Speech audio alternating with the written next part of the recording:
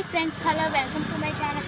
ఇప్పుడు నేను home tour అంటే మా ఇంటి కాదు, మా ఇంటికి వెళ్ళే దారి, మా ఇల్లు చూపిస్తాను. ఇదిగోని చూపిస్తున్నాను ఫ్రెండ్స్. ఇది మా పక్కింటి ఇల్లు.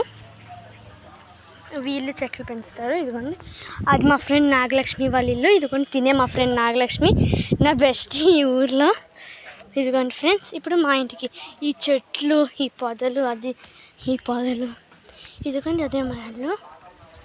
ఈ డ్రైనేజ్, ఆ చెట్టు, డ్రైనేజ్, ఇల్లుతో సహా మాదే ఈ చెత్త.